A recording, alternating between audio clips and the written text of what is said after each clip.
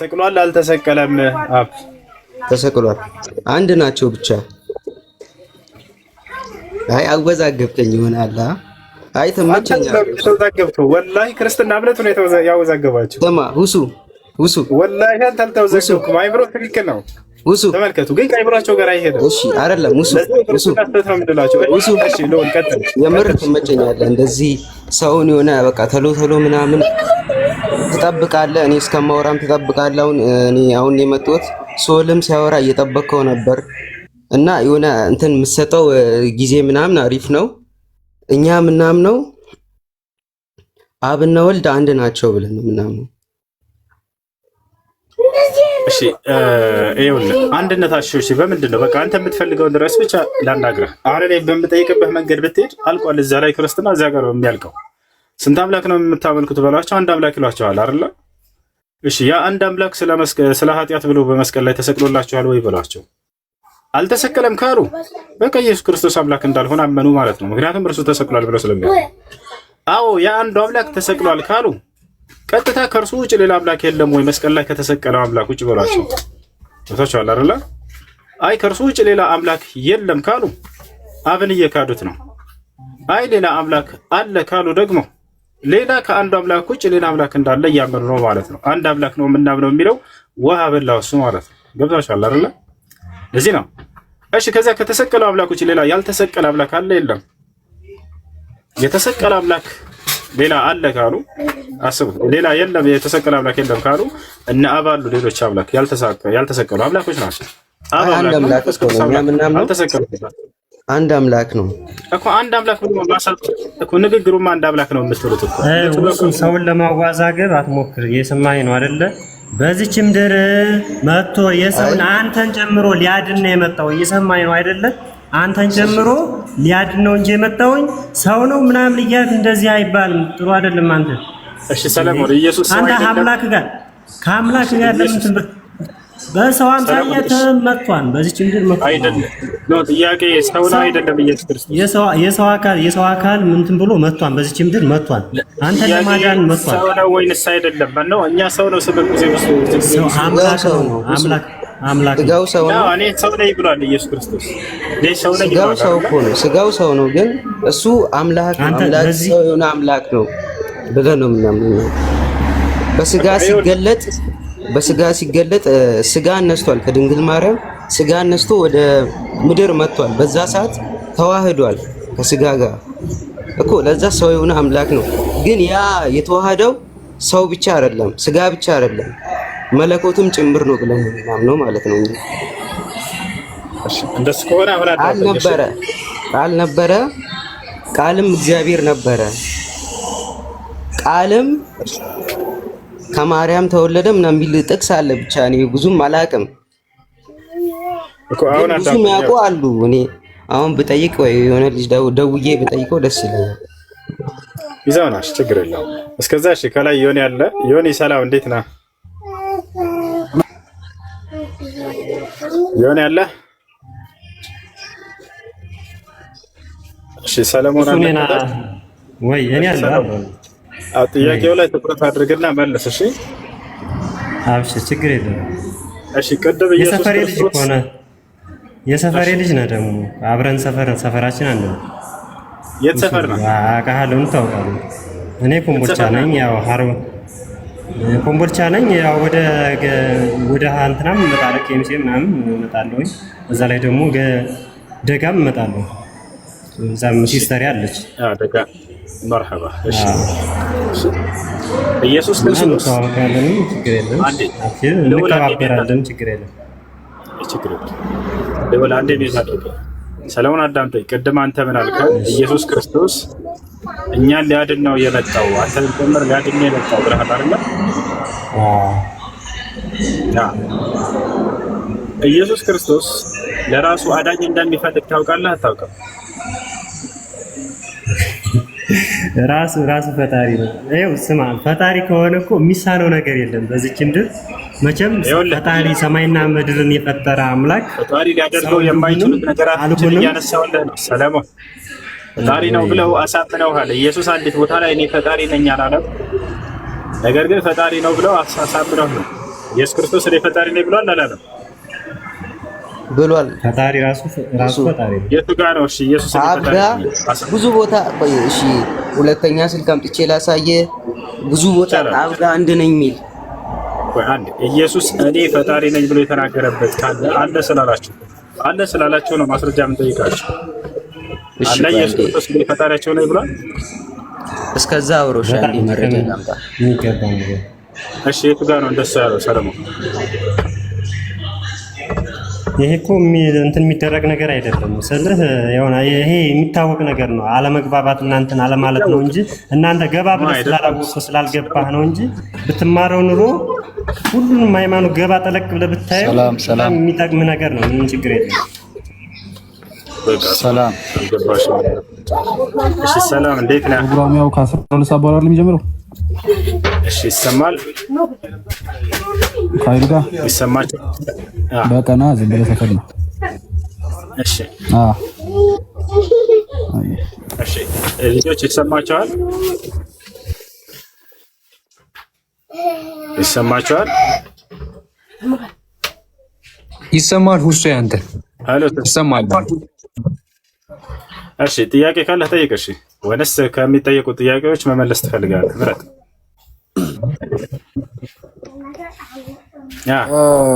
በነገረ ስላሴ ላይ የተወሰነ አንድምታ መናገር እፈልጋለሁ። አሁን ወንድሞቼ በጥቂቱ ለመናገር እንደሞከሩት ነገረ ስላሴ ላይ እሱ ላይ ትንሽ መልስ ብሰጥ ደስ አይሽ የተጠየቁትን ጥያቄዎች አንሳቸውና እንዴት ተጠይቆ ነበር፣ ይሄ ደግሞ መልሱ ነው ብለህ ማብራሪያን መስጠት ትችላለህ። መልስ አንስት።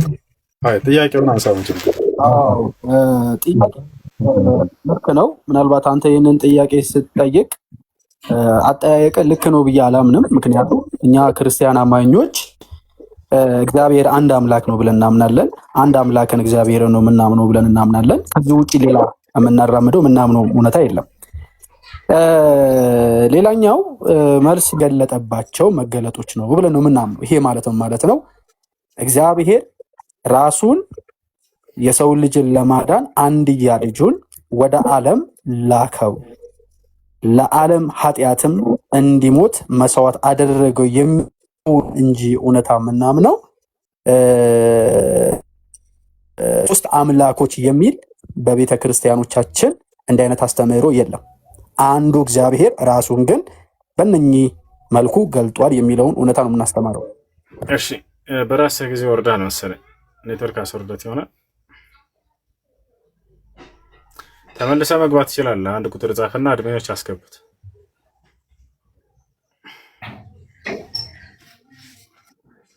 ሰምታችሁታል? በጣም የሚጋጭ ንግግር። አንድ አምላክ ነው ብለን ነው የምናምነው። ከዚያስ ሶስቱም አምላክ ናቸው ብለን እናምናለን። ሶስቱም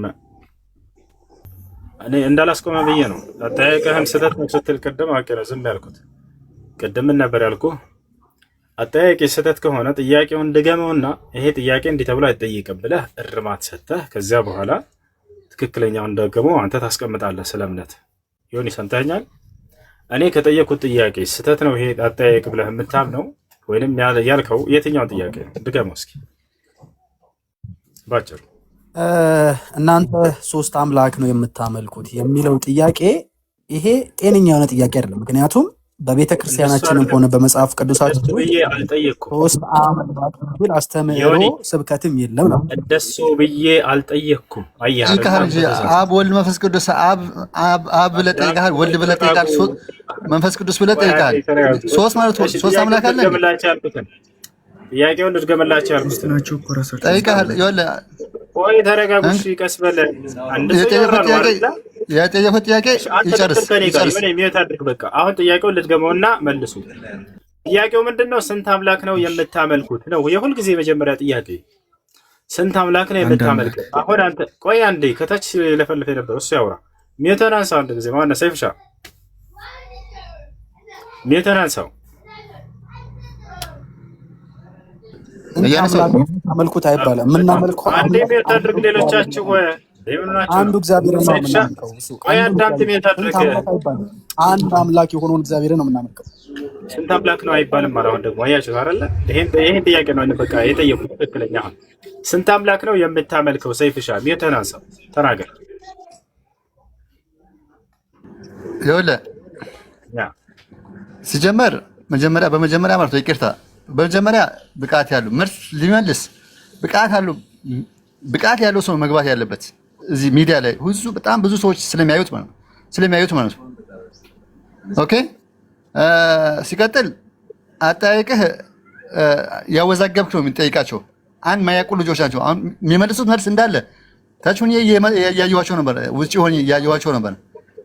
አብ ወልድ መንፈስ ቅዱስ ማለት በአንድም በሁለትም አብ ወልድ መንፈስ ቅዱስ አንድ ነው።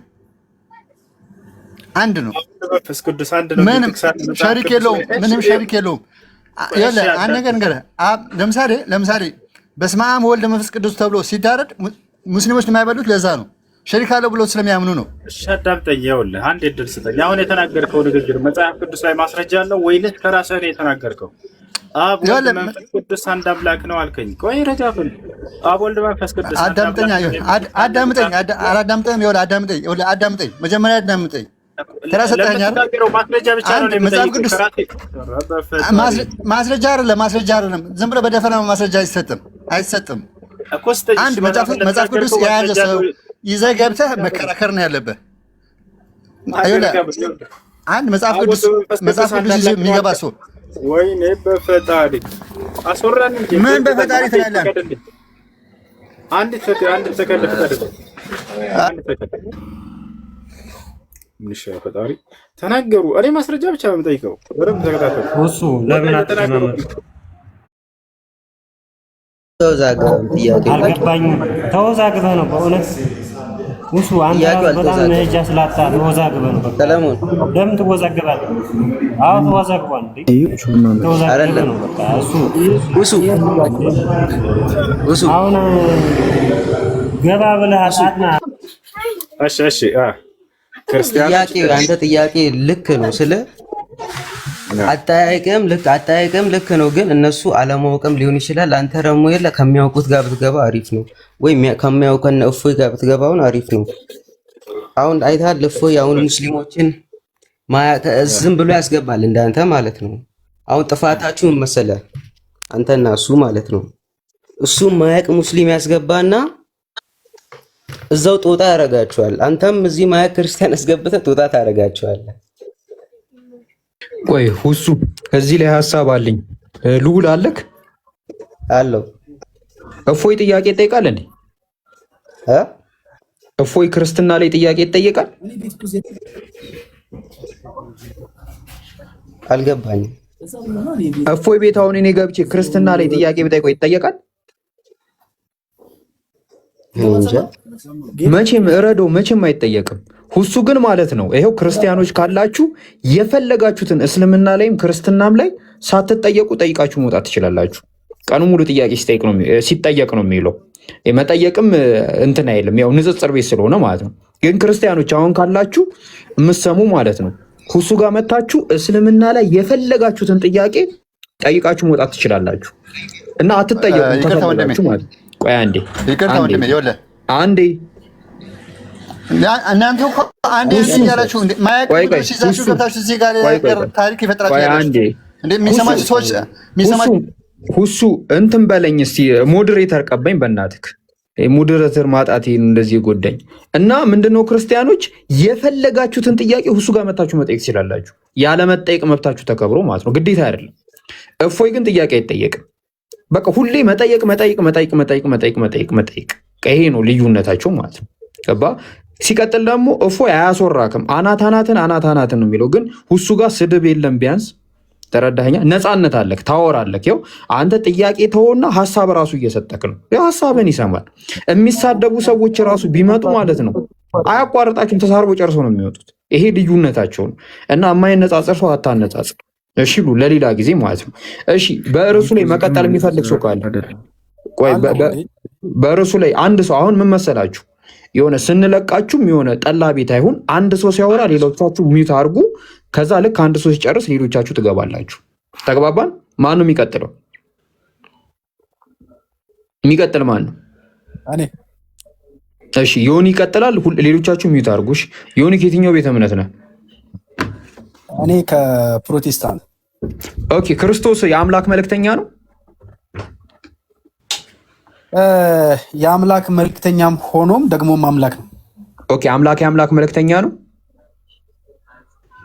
አዎ መጽሐፍ ቅዱሳችን የሚያስተምረን እሱ ነው። ስንት አምላክ ነው ያለው? አንድ አምላክ ነው ያለው። የትኛው የተላከው ወይስ የላከው? ነገርኩህ እኮ ያለው አንድ አምላክ ነው። ያ አምላክ ራሱን የገለጠ አንድ አምላክ ነው እኮ። አንድ አምላክ ነው ያለው አልከኝ። አንድ አምላክ ያልከኝ የላከው ነው የተላከው?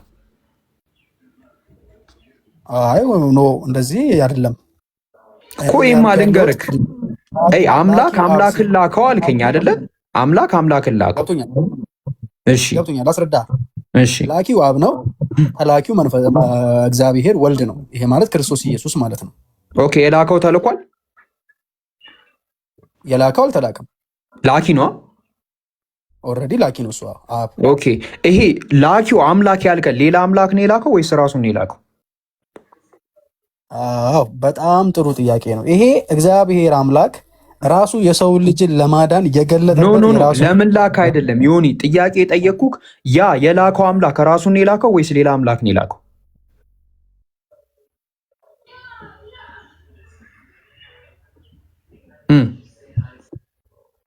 እስኪ አንዴ ድገምልኝ። ድምፅን በደንብ አልሰማሁትም። አንዴ የላከው አምላክ ራሱን ነው የላከው ወይስ ሌላ አምላክ ነው የላከው? እንደነገርኩህ እኮ ነው፣ ቅድም እንደነገርኩህ ነው። እግዚአብሔር ከነገርከኝ አንጻር የላከው አምላክ ራሱን ነው የላከው ወይስ ሌላ አምላክ ነው የላከው?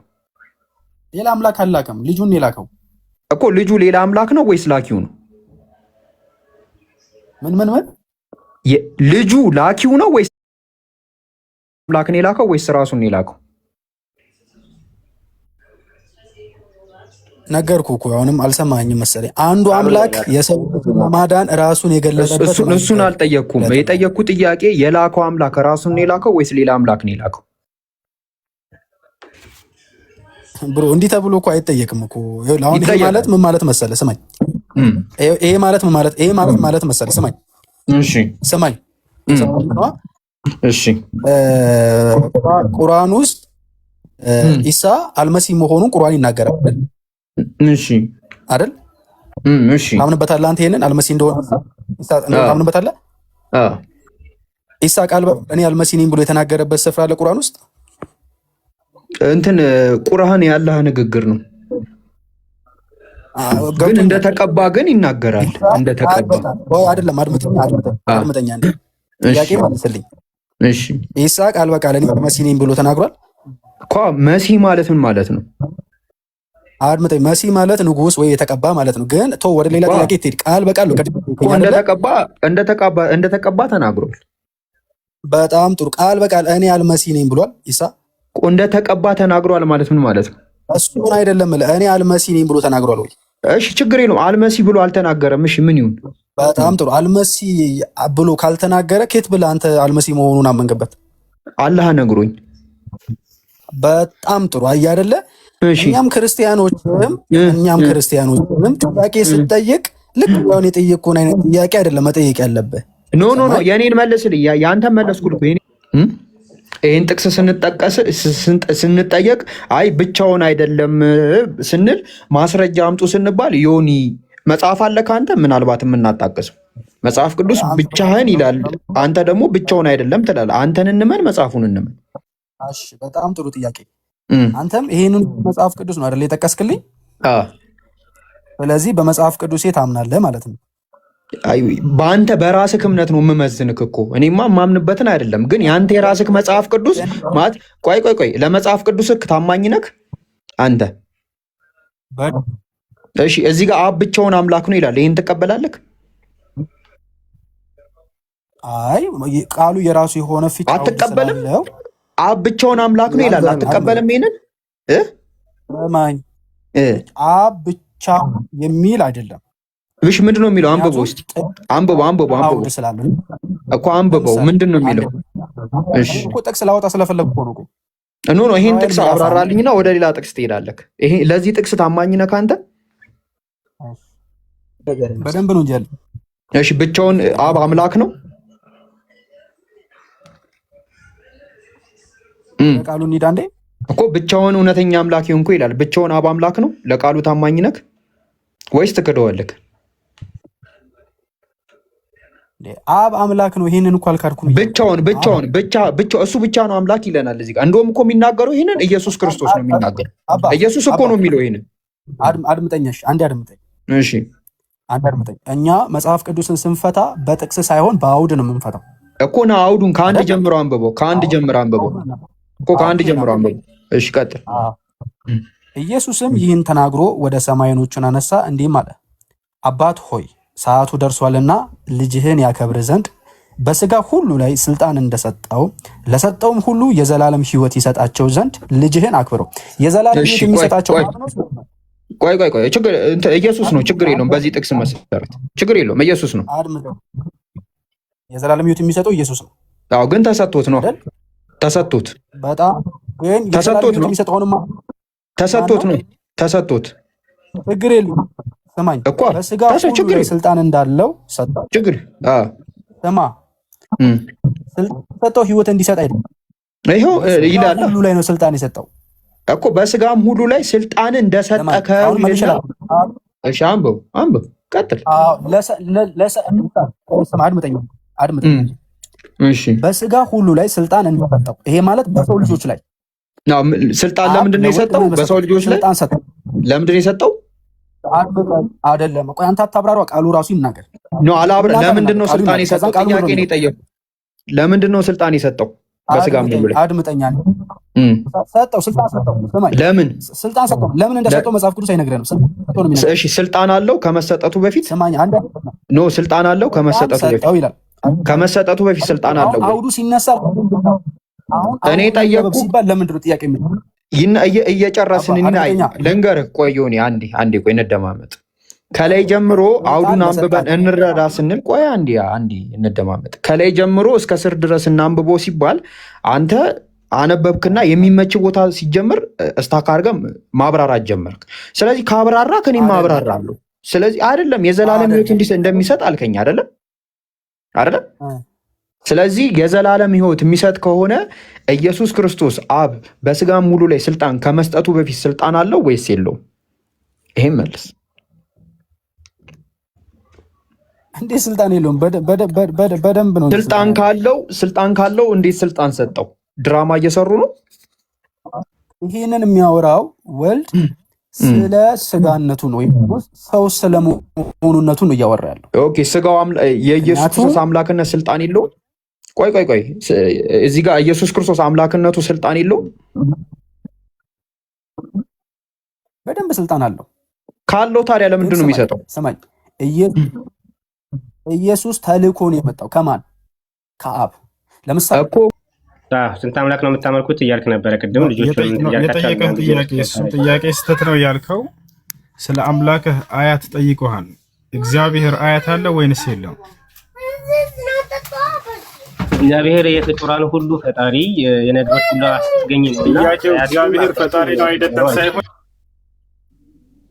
እኮ ስነ ባህሪውን ማወቅ አለብና መጀመሪያ የፈጣሪ ባህሪያት አይደለም። የጠየቀህ ጥያቄ ስህተት ነው ስላልክ ላርምህ ነው። ቆይ አሮን እግዚአብሔር አያት እንዳለው አያት አለ ነው። የቅድሙን ጥያቄህን ቀጥታ ነው መልስ። ጥያቄውን እንደተቀበል አሮን ይኸውልህ ጥያቄ ጠይቆ እሺ ተዋህዶ መቀጠል ትችላለሽ።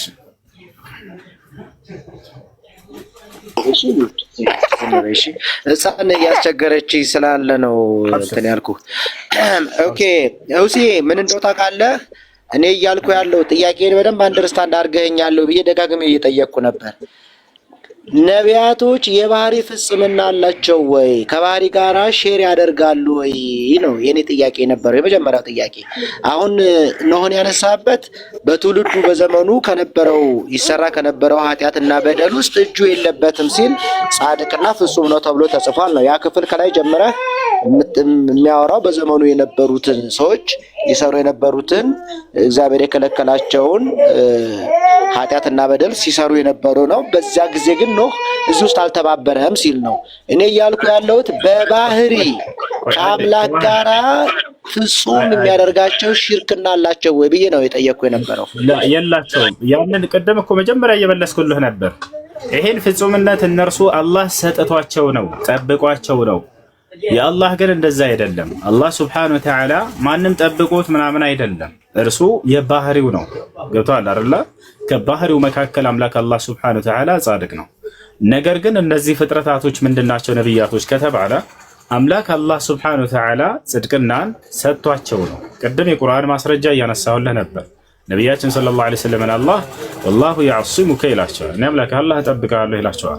ልክ እንዲሁ በሌላ ቦታ ላይ ወማ የንጢቁ ዐኒል ሀዋ ኢን ሁወ ኢላ ወሕዩን ዩሓ ይላል። የሚናገሩትን ንግግር ሁሉ እንደጠበቃቸው ከእንከን ሁሉ ሲናገር ከራሱ አንዳችን አይነግራቸውም ከኔ የሚተላለፍለትን ራእይ እንጂ ነው።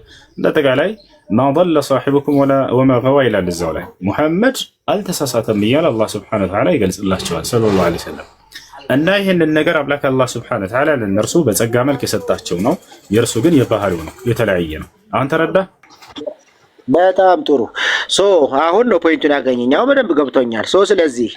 ስለዚህ ሰው ሁሉ የባህሪ ፍጽምና ከሌለው እግዚአብሔር ያዘዘውን ትእዛዝ የመፈጸም ያለመፈጸም ጉዳይ በጸጋ የተሰጠ ነገር ነው እና ሰው ሊወድቅ ሊሳሳት ይችላል።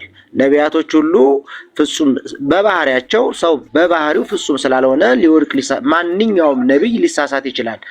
ስለዚህ መሐመድ በህግ ላይ አሁን በእስልምናው መንገድ ልጨርስና ትመልሳለህ። ይኸውልህ ተዋህዶ እኔ ያላልከውን አትበላት አረ ሊሳሳት ይችላሉ ወላ አይሳሳቱም እያልኩህ እኮ ነው እንዴ። አንተ ሊሳሳት ይችላሉ ሰው ነውና ምናምን ጠበቃቸው ብዬ ዘገፈበት። አንድ ነገር እኮ ይኸውልህ በባህሪው የማይሳሳተው ፍጹም የሆነው አምላክ ብቻ ከሆነ የባህሪ ፍጽምና የሌለው ሰው ሁሉ ፍጡር የሆነ ሰው ሁሉ ፍጹም ተብሎ የተጠቀሰው አንጻራዊ ነው። ከዘመኑ በጊዜው በዛ ጊዜ የተደረገ ነገር እንጂ አይሳሳትም ብለን ግን እንደመንደብ አንችልም ነው ድምዳሜያችን። ኢስላም ደመደመ። እሱ ያለው አንተ መጽሐፍህ ላይ ነው። ነብያቶች ኃጢአትን ሁሉ ኃጢአትን ብቻ ሳይሆን ጣዖትን ያመልካሉ፣ ያስመልካሉ። ገብቶሃል አይደል? ነገር ግን በኢስላም ላይ አይደለም ነብይ ሆነው ነብይ ከመሆናቸው በፊት ራሱ ጥበቃ አላቸው ያልኩህ ነው። የነብዩ መሐመድ ሰለላሁ ዐለይሂ ወሰለም ጥበቃ የጀመረው መቼ እንደሆነ ታውቃለህ? ቆይ ነብዩ መሐመድ ሰው ናቸው አይደሉም? እኛ መላክ ናቸው አላለም። እሱ ላይ አይደለም ጥያቄው፣ ከኃጢአት ላይ ስለመጠበቅ። ቆይ ስለዚህ የሰው ባህሪው ደግሞ ፍጹም አይደለም ማለት ተስማማንበት አይደል? እሱን ፍጹምነት ሰጣቸው አምላክ መረጣቸውና ለሰዎች። ስለዚህ የሱ ፍጹምነት የሰጣቸው የባህሪ ፍጹምነት ነው የሰጣቸው ከኃጢአት መጠበቅ፣ ኃጢአትን አለማድረግ እንዲሁም ደግሞ ስለዚህ አምላክነትም ሰጥቷቸዋል ማለት ነው። ስለዚህ አምላክም ናቸው ማለት ነው። ነብዩ አምላክ ማለት ነው። ሰውን አምላክ ማድረግማ አንተ ጋር ነው ያለው። ያን እየደረደርክ እሱ አይደለም። ኃጢአትን አላደረገም ማለት አንድ ሰው አምላክ ነው ማለት ነው አይደለም። ስለዚህ ሰው ከባህሪው ወጥቶ ፍጹም የማይሳሳት ነው ብሎ ማመን አምላክ ማድረግ ነው። አሁን እኮ የተሳሳተው እኮ ነው አለው ተዋህዶ አንድ ያዳ ኃጢአትን አላደረገም ማለት አንድ አካል አምላክ ነው ማለት ነው። የአምላኩን ትእዛዝ ጠበቀ ማለት አምላክ ነው ማለት ነው። በፍጹም እንደዛ ሊሆን አይችልም። በጣም ጥሩ። እኛ እንደዛ ነው ያለው። ግን በባህሪው ፍጹም አይደለም ማለት ግን ፍጡር ነው። በባህሪው የስጋን የለበሰ ሰው ሁሉ ደግሞ ሊወድቅ ይችላል። እንደሚወድቅ ብዙ ማስረጃዎች ነበር። እነሱ ግን ጠበቃቸው ይያሉ። አሁን ነብዩ መሐመድ አልወደቁም፣ ፍጹም ናቸው፣ የሚናገሩት የተናገሩት ሁሉ ትክክል ናቸው ለሚለው ማስረጃ የለም። ከራሳቸው ከነብዩ መሐመድ ውጭ በእርግጠኝነት ቆይ እስቲ በእርግጠኝነት ነብዩ አሁን ከሳቸው ውጭ ሌላ መጽሐፍ ሊጠይቅ ቆይ እንዳዳምጥ እኔ ማስረጃ አስረዳኝ።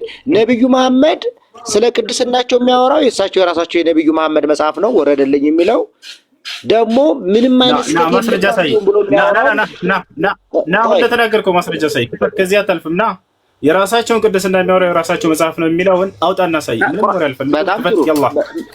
በጣም ቁርአን የተገለጠው ለማን ነው? ቁርአን የወረደው ለማን ነው? ችግር አለ? ምንም መክፈት እኮ ያስፈልገው እኮ ምንም መክፈት እኮ ያስፈልገው ቁርአን ብቻ መክፈት እኮ ነው። ቆይ ቁርአን የወረደው ለመረዳት አይደለም። አያችኋቸው አይደል? እኔ ቅድም ረጋ ብሎ ሲጠይቅ ወላሂ ለመረዳት መስሎኝ ነበር።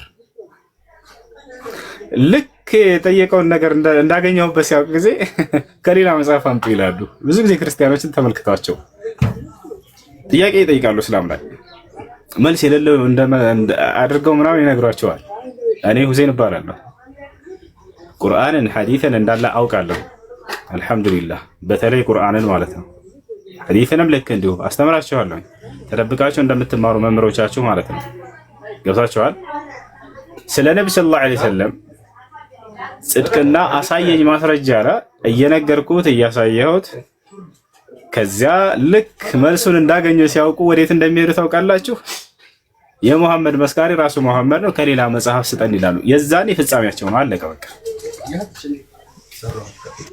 የዛኔ ይሄ ነው እንዳጠቃላይ ጻድቅ ናቸው ወይንም ፍጹም ናቸው ስንል ነብያቶች በጸጋ ያገኙት ነው። ቦታቸው አለ አይደለ? አምላክ አላህ ሱብሓነሁ ወተዓላ ሰው በተፈጥሮ ፍጹም ነው ወይ? ልብ በሉ፣ ሰው በተፈጥሮ ፍጹም አልነበረም። ገብታችኋል አይደል? ኃጢአትን ለማድረግ የተጋበዘ ነው። ኃጢአትን ገብታችኋል አይደል? ለማድረግ የተጋበዘ ነው። ነገር ግን ነብያቶችን ለይቶ ጠበቃቸው እያልናቸው ነው ቅዱሳን። ነቢያችን ሰለላሁ ዐለይሂ ወሰለም ሐዲስ ላይ ቃል በቃል ምን አሉ? ኩሉ በኒ አደም ኸጣ፣ ሁሉም የአዳም ልጆች ተሳሳሾች ናቸው አሉ። ያ ማለት ለስህተት የተጋለጡ ናቸው። ሰይጣን እነርሱን ለመወስወስና ስህተት ላይ ለመጣል የሚጥርባቸው አካሎች ናቸው። አንድም ከሰይጣን የሚጠበቅ የለም። ልብ በሉ። ነገር ግን ነብያቶችን ጠበቃቸው እያልኳቸው፣ ነብያቶችን ደግሞ ከኃጢአት ጠበቃቸው፣ ሰይጣን እነርሱን እንዳያስት። ታዲያ የነብዩ ሰለላሁ ዐለይሂ ወሰለም ጥብቅናቸው የቱ ጋር ነው የተገለጸው ከተባለ ከቁርአንም ከሐዲስም ማስረጃ እየሰጠዋቸው ነው። በደንብ አዳምጥ ክርስቲያኖች። ሙሐመድ አልተሳሳተም ብሎ አላህ ሱብሓነሁ ወተዓላ ቃል በቃል ይናገርላቸዋል። አንደኛ እሱ ላሳያቸው። ሐዲስ ላይ ጥበቃቸው የነብያቶች እንደ እስልምና አስተምሮ ነብይ ከሆኑ በኋላ እንዳይመስላችሁ። የአምላክን እንክብካቤ ለነብያቶች ተመልከቱ። ነብይ ከሆኑ በኋላ ሳይሆን ነብይ ከመሆናቸው በፊት ነው። ልብ በሉ። ታዲያ ነብዩ ሰለላሁ ዐለይሂ ወሰለም ጥብቅና ገና ለአቅመ አዳም ለአቅመ ሔዋን ሳይደርሱ ገና ጨቅላ ህፃን ልጅ ሳሉ የዛኔ ነው፣ ገና ህፃኑ ነው ማለት ነው። የዛኔ እንዴት እንደሆነ ልንገራችሁ። ሐዲሱን ማስረጃውን እያወጣሁ አሳያችኋለሁ። የአምላክ ጥብቅና ለጥበቃ ለእርሳቸው ከዛን ጊዜ ጀምሮ ነው። ለነብያቶችም በዚያው መልክ ነው ብለን እናምናለን። ወጣቻል ነብያችን ሰለላሁ ዐለይሂ ወሰለም ገና ህፃናት ሳሉ ከህፃናቶች ልጆች ጋር ሳሉ ህፃን ሳሉ መልአኩ ጅብሪል ዐለይሂ ሰላም ወደርታቸው መጣ። መልአኩ ጅብሪል ዐለይሂ ሰላም አስተኛቸውና አንዴ ሜት አድርጉት። እንዴት ጥበቃቸው ከምን አንፃር ነው? አስተኛቸውና ጅብሪል ፈሸቀ ዐን ሶድሪሂ ይላል ሐዲሱ ላይ። ይሄን ልባቸውን ቀደደው። ወአኽረጀ ቀልበሁ ልባቸውንም አወጣው መልአኩ ጅብሪል። ከሰማይ ይዞት ከገነት ይዞት የመጣው የወርቅ ጥስት አለ። በዚያ ላይ ለአጋር ወይንም ለኢስማኤል የወጣው የሆነ የዘምዘም ውሃ አለ በመካ ምድር ላይ። መልአኩ ገብርኤል ጅብሪል ነው ራሱን ያወጣ ያንን ውሃ። በዚያ ላይ ነብዩ ሰለላሁ ዐለይሂ ወሰለምን አስተኝቶ ያንን ቀልባቸውን ልባቸውን ካወጣ በኋላ አጠበው። ፈገሰለሁ ቢማኢ ዘምዘም በዚያ በተባረከ ውሃ አጠበውና ምን አለ? ወአኽረጀ ሚንሁ ዐለቃ ከዚያ ላይ የረጋችን ደም አወጣ። ውሸት እያላችሁ ነው፣ አሳያቸዋለሁ። እኔ ከራሴ አንዳች አልናገርም፣ እንዳነበብኩ እናገራለሁ። ንግግሬም ቅን ነው፣ በማስረጃ እንጂ አለማስረጃ አይደለም። መልአኩ ጅብሪል ዐለይሂ ሰላም ገብርኤል ቀልባቸውን ልባቸውን አጠበና በዚያ ላይ የጠቆረን የደም አይነት አወጣና ምን አለ? ልብ በሉ። አሁን እዚህ ጋር ያ ሙሐመድ هذا حظ الشيطان منك አለ። እዚህ ጋር ነው በቃ ሙሐመድ ሆይ ይህ ሰይጣን በአንተ ላይ ሊኖረው የሚችለው ድርሻ ነበር። እነሆ ከወዲሁ ተመንጭቆ ከልብህ ተጥሏል። ፈረማሁ ፈአልቃሁ ይላል ሐዲስ ላይ፣ ወረወረው ማውጥቶ ይላል። ሰይጣን በአዳም ልጆች ላይ ሊኖረው የሚችለው ድርሻ ምንድነው? ኃጢአትንና ክህደትን ማሰራት፣ ከአምላክ ትእዛዝ ማስወጣት። ይሄ ደግሞ ሰይጣን በአንተ ላይ ያለው ድርሻ ያውና ከወዲሁ ተነስቷል። መቼ? ነብይ ከሆኑ በኋላ አይደለም፣ ገና ህፃን ሳሉ ጀምረው ነው። ህፃን ሳሉ ጀምረው ነው። ማስረጃ ከቁርአንም ከሐዲስም የተናገርኩትን አሁን አውጥቼ ላሳያችሁ። ልብ በሉ። አሁን ላሳያችሁ። ሙሐመድ አልተሳሳተም። ቃል በቃል በቁርአን ላይ አላህ ሱብሓነሁ ወተዓላ ምንም አይነት እንዳልተሳሳቱ አላህ ሲገልጻቸው ምን አለ? ነው ተመልከቱ። እዚህ ጋር ያውና ቁርአኑ ወማ ينطق عن الهوى ما ضل صاحبكم وما غوى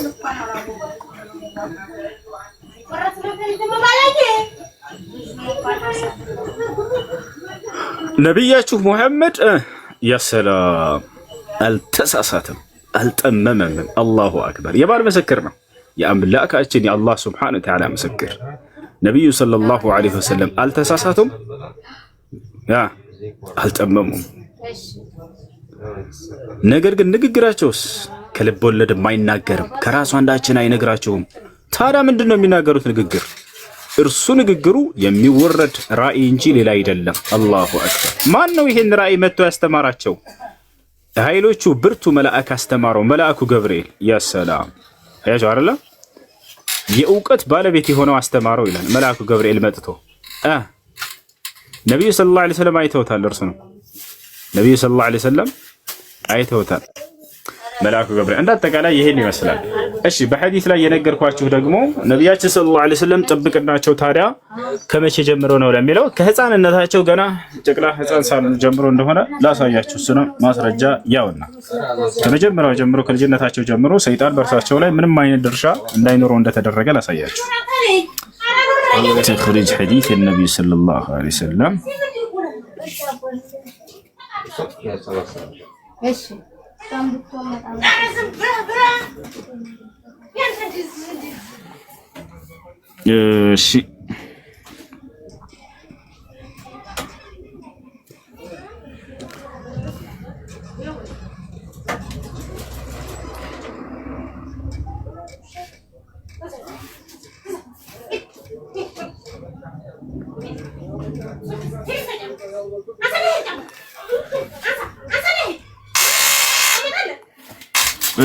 እሺ እሺ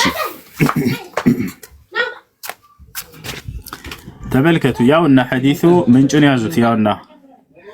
ያውና ክርስቲያኖች እዚህ ጋር ሙስሊም 162 ላይ ታገኙታላችሁ። እዚህ ጋር ሐዲሱን ቀጥታ ወደ አማርኛ ልቀይርላችሁ እንተረጉመውና ከዛ ወደ አማርኛ እንቀይረዋለን።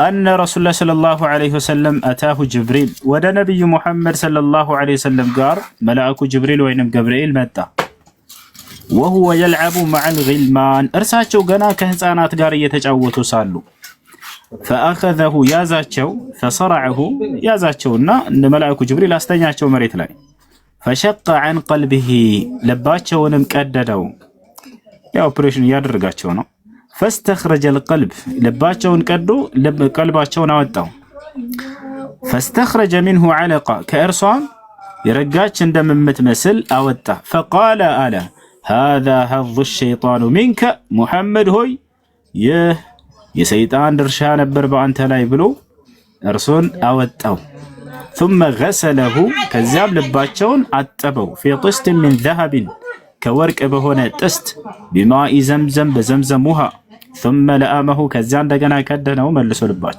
ثم أعاده في مكانه كذا وربوته وملسوا وجاء الغلمان يسعون إلى أمه الناهي مثلا سيطان بأنت لا ينورو يميش لو درشا يهنبر محمد بلو كالجنة تاچو جمرو سيطان بسول جوش لا يمينورو درشا رسوم ستتنا حاتيات المسرات ميبالو نقر تنستو الله چوال مالتنا يهني مثلا لجوش عشي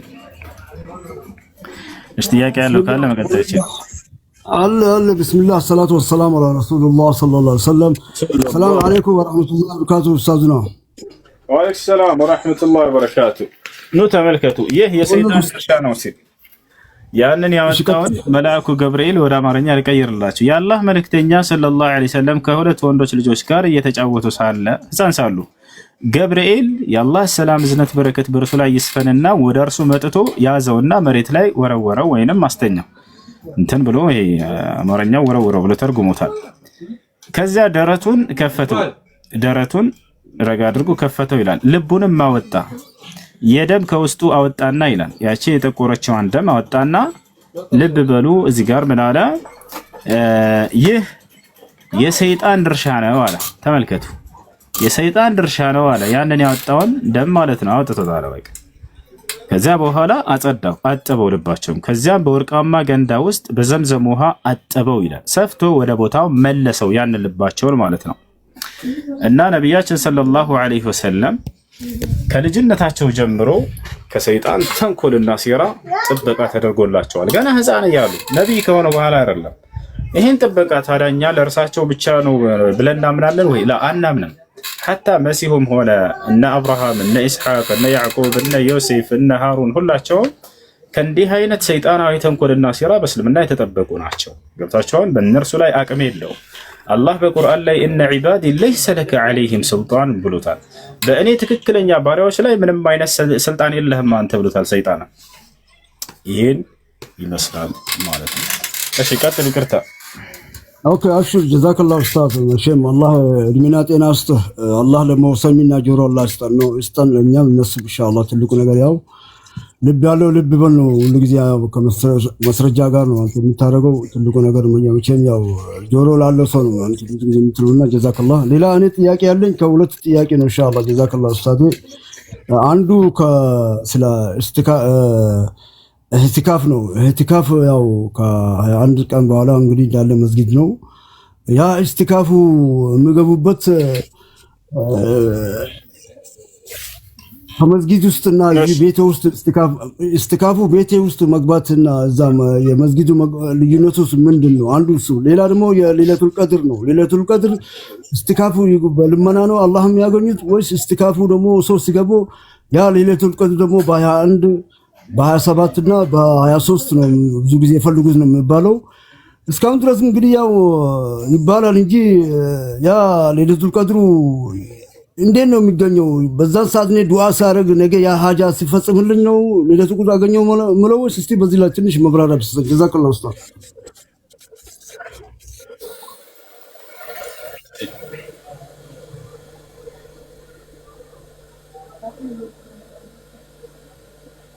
ተኛል እሳችን ምስሽ መርሐባ መርሐባ። ይሰማል ልጆች? አዎ ይሰማል። ስማል ከላሚ ይሰማል። መርሐባ። እሺ ወንድማችን እየጠየቀ ያለው ስለምንድን ነው? ስለ ኢዕቲካፍ ነው። ኢዕቲካፍ ብሎ ማለት ነው الاعتكاف هو نوع من الجلوس الذي يلازمه العبادة.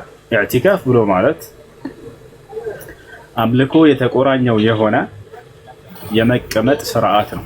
ያም የሚሆነው የት ነው? በመስጂድ ውስጥ እንጂ በቤት ውስጥ አይሆንም። አላህ ሱብሓነሁ ወተዓላ በቁርአን ላይ ይገልጸዋል።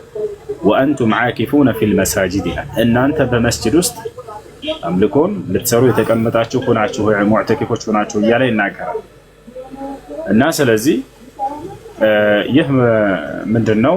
ረመዳን ነቢያችን ሰለላሁ ዐለይሂ ወሰለም የረመዳን መጨረሻዎቹን 10 ቀናቶች ላይ ወደ መስጂድ ብቻ ገለል ብለው አምልኮ በመስራት ያሳልፉ ነበር። እና እርሳቸውን ሱና በመከተል የእርሳቸውን ትዕዛዝ በመከተል ያንን ይፈጽማል ሰውየው ማለት ነው። በዚያን ጊዜ ላይ ለሴቶችም ብቻ ችግር የለውም። በነቢያችን ሰለላሁ ዐለይሂ ወሰለም ጊዜ ነብዩ ሰለላሁ ዐለይሂ ወሰለም ሚስቶች አድርገዋል። የሴቶች የራሳቸው መስጂድ ካለ በዚያ ሄደው ያንን ማድረግ ይችላሉ።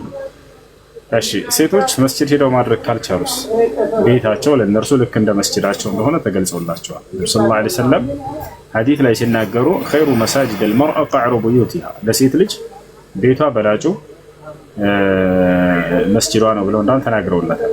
ስለዚህ በዚያው አምልኮ ስርዓትን በመፈጸም ታሳልፋለች። እሺ ኢዕቲካፍ ስናደርግ ጊዜ የሚከተሉ ህግጋቶች አሉ። አስገዳጅ ለሆነ ጉዳይ ካልሆነ በስተቀር መውጣት አይቻልም። በዚያ ውስጥ የምታደርጉት አምልኮ ለመስራትን ነው። አምልኮ በመስራት ሰው ጊዜውን ያሳልፋል። በዚያ ውስጥ ከሚከሰቱ ነገራቶች መካከል ወንድማችን ከጠየቀው ምንድነው? ለይለቱል ቀድር የሚባለው ነው። አላህ ሱብሓነሁ ወተዓላ በዚች በአስርቶቹ ቀናቶች መካከል አንዲት ታላቅ ቀን እንዳለችው ተናግሯል። በሌሊቶቹ ክፍለ ጊዜያቶች ላይ በዚያ ላይ ለይለቱል ቀድር አለ። ያ ለይለቱል ቀድር የተባለው ነገር ምንድነው ልዩነቱ ከተባለ በዚያች ቀን ያቺ ቀን ከአላህ ዘንድ ዋጋዋ ከ1000 ወራቶች በላይ ነች። ከ1000 ወራቶች በላይ ነች። ያ ማለት በዚያች ሌሊት የሰራኸው አምልኮ ከ1000 ወራት በላይ ወይንም ከ83 ዓመት በላይ በአመታት ሲገለጽ ከዚያ በላይ አምልኮ እንደሰራህ ይቆጠርልሃል ማለት ነው። አስባችሁታል?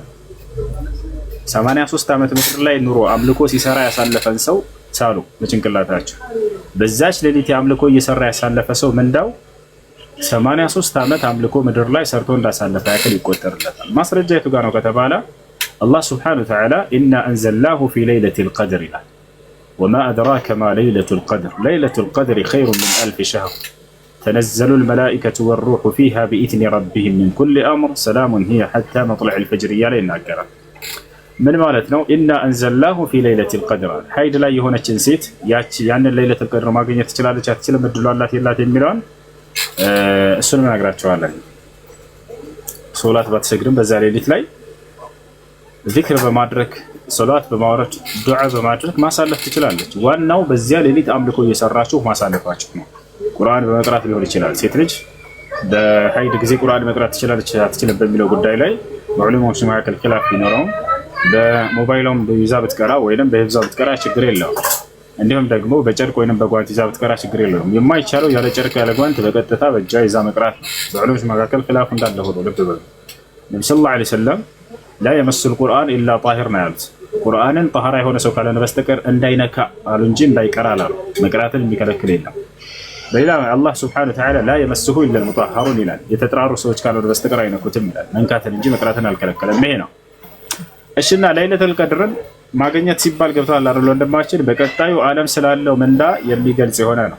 በቀጣዩ ዓለም አላህ ሱብሓነሁ ወተዓላ የ83 ዓመት ሰው የአምልኮ ስራ የሰራውን ያክል ከዚያ በላይ ይጽፍላቸዋል ይሰጣቸዋል እንጂ ምድራዊ ጸጋን አይደለም። ምድራዊ ጸጋም ላይ አላህ ሱብሓነሁ ወተዓላ ሊሰጣችሁ ይችላል። ነገር ግን ሙስሊም ሁሌ ዓላማው ምድራዊ ጸጋ አይደለም። ዱዓ አድርጎ አብዛኛው ሰው ምድር ላይ ካላየ ያንን ነገር ዱዓው የተመለሰለት አይመስለውም፣ ተቀባይነት ያገኘ አይመስለውም። ይሄ ስህተት ነው። አላህ ሱብሓነሁ ወተዓላ ዱዓችንን የሚቀበለን በብዙ መንገድ ነው ብዬ ከዚህ በፊት ተናግሬያለሁ። ላሳልፈህ ሂድ። እሺ አሳልፈኝ ሲል አፋልፈኝ ነው የሚለው። እሺ ዱዓ አድርጋችሁ ለምንድን ነው አላህ ያልተቀበለኝ የምትሉ ሰዎች አሁን አንድ አዳምጡ። አላህ ሱብሓነሁ ወተዓላ ዱዓችሁን የሚቀበላችሁ በጣም በርካታ በሆኑ መንገዶች ነው። አንደኛ የጠየቃችሁት ነገር እዚሁ ምድር ላይ ሲከሰት ሊያሳያችሁ ይችላል። ይሄ ዝቅተኛውና የመጨረሻው ነው። ሁለተኛ የጠየቃችሁትን ነገር ዱዓ አድርጋችሁ አላህ ሱብሓነሁ ወተዓላ በቀጣዩ ዓለም በገነት ሊክሳችሁ ትልቅ ምንዳን እዛ አዘጋጅቶላችሁና በዚያ ሊሰጣችሁ አስቦላችሁ ሊሆን ይችላል። ይሄ ነው ትልቁ። ሶስተኛ ባደረጋችሁት ዱዓ አማካኝነት ምናልባት ከዚህ በፊት የሆነን ኃጢአትና ስህተት አድርገህ በዚያ ቅጣት ሊመጣብህ ብሎ ያለ ቅጣት ካለ ያ በዚያ ያንን ቅጣት ሊመልስልህ ይችላል አላህ አንተ ወደ እርሱ በመቅረብህና ዱዓ በማድረግህ ምክንያት። ቦታቸዋል ይሄ እንዳውም የተሻለው ነው ከሚባሉት ነው። እፍፊትህ ከሚሰጠህ ማለት ነው። ገብቶሃል? የጠየቅከው አንተ ምድራዊ ጸጋ የሚበላ የሚጠጣ የሆነ ጸጋ ሊሆን ይችላል። ያንን በልተህ እዚህ የሚያልቅ የሆነ ነገርና እንትን የሚል ነገር ነው።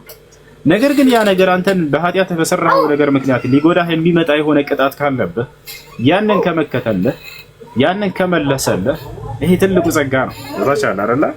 ምክንያቱም ያኛው ትርፍ ነው፣ ይሄኛው ደግሞ አንተ ላይ አደጋ ሊያመጣብህና ልትጎዳበት የምትችልበት ነገር ሊሆን ይችላል። እንዳጠቃላይ ሊመጣብህ ይመጣ ያለ በላ ካለ ያንን ሊመልስልህ ይችላል። ሶስተኛ ማነው? አራተኛ አንተ መልካም በመሆንህና ዱዓ አድርገህ ወደ አላህ በመቅረብህ ምክንያት ምናልባት ያንን በአቅራቢያህ ባሉ ቤተሰቦች ክፍሎች ላይ ሊያሳይህ ይችላል። ገብቷቸዋል? ልጆች ሊኖሩህ ይችላሉ። እነርሱን መልካም አድርጎ አላህ ሱብሓነሁ ወተዓላ በመልካም እንትን ላይ ያሳድግልሃል። ወይም ሚስቶችህን ወይንም ደግሞ ወላጆችህን ወይንም ደግሞ እናታ በእነዚህ ላይ ሊያሳይሃል አላህ ሱብሓነሁ ወተዓላ ያንን ያደረከውን መልካምነት። አላያችሁም? ሱረቱል ከህፍ ላይ እነዚያ ሁለት የቲም ልጆች አላህ እንክብካቤ ያደረገላቸው ለምን? ወካነ አቡሁማ ሷሊሐን አለ። የነዚህ የቲም ልጆች ወላጆች መልካሞች ጻድቆች ነበሩና እያለ ይናገራል። ያን እንክብካቤ አላህ በዘሩ ላይ ያደረገለት ለዛቸው አይደለ? እነዚያ ወላጆች ግን አልፈው ሄደዋል፣ ሞተዋል እኮ። የነርሱ መልካምነት ግን ለነዚህኞቹ እንዲጠቅም ያደረገ አላህ ሱብሓነሁ ወተዓላ ያ ነው። አላህ በበርካታ መንገድ ያንን እንትን ይሰጣቸዋል። እናንተ ግን የምትጠብቁት አብዛኞቻችሁ እዚሁ ምድር ላይ የጠየቀው እዚሁ ፊቱ እንዲሳካለት ነው። ለአንደዚያ መሆን የለበት። እኔ ዱዓ አድርጌ እዚሁ ፊት ከሚያደርግልኝ በቀጣዩ ዓለም ቢሰጠኝ ይሻለኛል። አላህ እርሱን ነውና የሚመረጠን። አላህ በቁርአን ላይ ሲናገር ወለልአኺረቱ ኸይሩን ለከ ሚነል ኡላ አላቸው። ሙሐመድ ሆይ በዚህ ምድራዊ ህይወት ላይ ከምሰጠህ ይልቅ በቀጣዩ ዓለም ብሰጠህ ለአንተ የተሻለ ነው አላቸው። ምድር ላይ ያላቂ ነው፣ ጊዜያዊ ነው። ይባል አይደለ? በሞት የሚቋረጥ የሆነ ጸጋ መጣል ያሳስበህ አይገባም። ነገር ግን ትክክለኛ ጸጋ ብሎ ማለት ያ ነው። ወኢነ ዳረል አኺረተ ለሂየል ሐይዋን አላህ ትክክለኛ ህይወት ማለት የቀጣዩ ዓለም ያ የዘላለማዊ ህይወት ያለበት የአኺራው ህይወት ነው እያለ ይናገራል። ስለዚህ ሙስሊም የሚጠብቀው በቀጣዩ ዓለም ያለውን ጸጋ እንጂ እዚህ ምድራዊ ህይወቱ ላይ ሆነልኝ ያልሆነልኝ አይደለም። ይታቻዋል አይደል? ሙስሊም በዚህ ዓለም ላይ ታዲያ ደስ የሚያሰኝ ነገር ሲያገኝ አላህን አመስግኖ ያሳልፈዋል። የሚያሳዝን ነገር ሲያገኝ